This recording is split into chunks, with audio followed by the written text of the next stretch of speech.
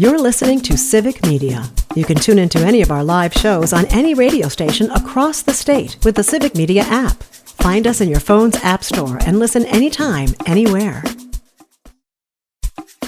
This is your WAUK Daily News Roundup for the Shaw, 101.1 FM and 540 AM in Waukesha.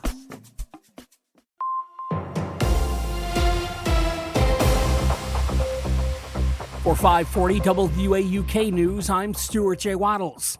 One of the men involved in a death outside of a Milwaukee hotel last year has taken a plea deal. The agreement for Brandon Turner has him testifying against 3 others charged in the death of Devontae Mitchell. Unpaid parking tickets are adding up in Milwaukee. The Milwaukee Journal-Sentinel reports that the city is missing out on $41 million in unpaid parking tickets. That's from a time frame going back 6 years. Milwaukee does contract with debt collectors and they can take your tax refund, but a lot of the missing money comes from unregistered vehicles and out-of-state drivers. To deal with the financial problem, the city plans to increase parking enforcement and to raise the cost of a citation. The senator from Vermont and the congressman repping central Wisconsin will be in Kenosha today. Vermont Senator Bernie Sanders is holding an event tonight at UW Parkside, part of what he calls a fighting oligarchy tour. Congressman Mark Pocan from the 2nd District is also speaking. This and other similar events are being held in areas where Republicans won in 2024. The rally gets going at Parkside at around 6.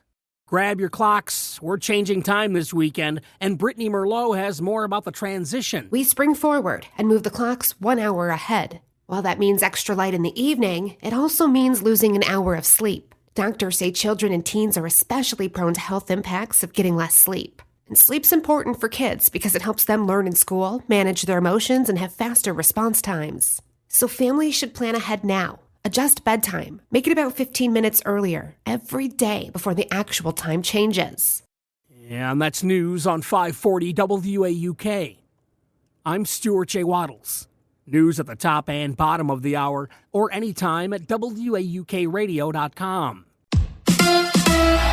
A busy weekend in college basketball. Hi, I'm Mike Clemens with sports. Big game tomorrow for Marquette. The Golden Eagles host number 6-ranked St. John's at Fiserv Forum. It's senior day for Marquette. Tip-off time at Fiserv Forum, 11 a.m. In Madison, the Badgers will host Penn State at noon tomorrow at the Kohl Center. The Milwaukee Panthers season came to an end last night at the Klotchie Center after losing to Oakland, 72-64. Milwaukee just 3 for 12 at the foul line. In women's hockey, the number 1 ranked Badgers women's team are in Minnesota today to take on the Bulldogs in Duluth. It's the first round of the WCHA Final Face-Off Tournament. NFL Mason Crosby officially retiring today after 16 years as the team's kicker. I was drafted by the Packers. I got to win a Super Bowl in Green Bay, in Titletown. Like, one of the coolest things that has ever happened in my life is to be able to wear that Super Bowl ring, and nobody can ever take that away from us. That's the Packers' Mason Crosby. With sports, I'm Mike Clemens.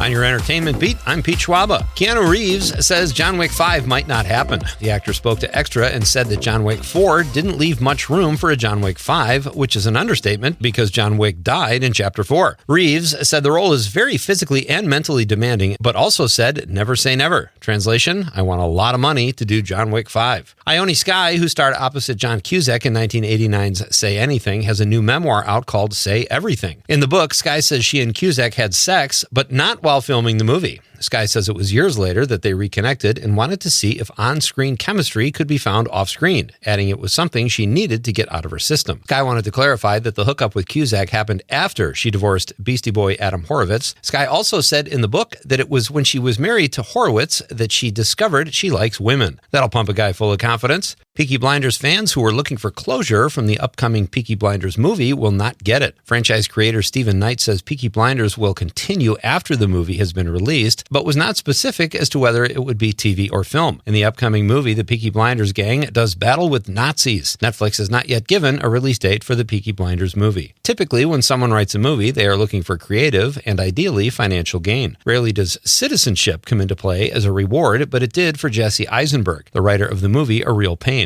The Polish government granted Jesse citizenship for writing the film set in Poland, for which he was nominated for an Academy Award for Best Screenplay. Nice to have a place to weekend. The TV FBI is being being canceled. The real-life FBI, well, that remains to be seen. But for creator Dick Wolf's FBI franchise, the news is not good. FBI Most Wanted and FBI International have both been kiboshed by CBS. Both shows are spin-offs of Wolf's FBI and often won their time slots, which doesn't make a whole lot of sense, so my only guess is that Dylan McDermott's acting is so cringe in FBI Most Wanted that they canceled both shows. Sticking with the world of espionage, despite what was supposed to be a highly anticipated second season, Netflix has announced it is canceling The Recruit after just 2 seasons. Variety reports the show drew just 5.9 million viewers in the first 4 days of the season 2 release. The news was confirmed when actor Colton Dunn, who plays operative Lester Kitchens, spilled the beans on social media, then also asked for work. For more showbiz fun, tune into Nightlight with me, Pete Schwaba, weeknights from 6 to 8 p.m. on the Civic Media Radio Network.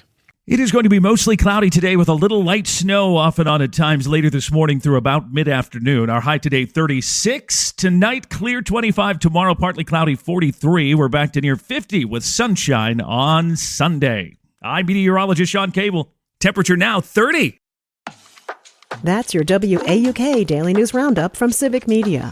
Subscribe to this podcast on Spotify, Apple, or wherever you find your podcasts. Find more news at WAUKradio.com.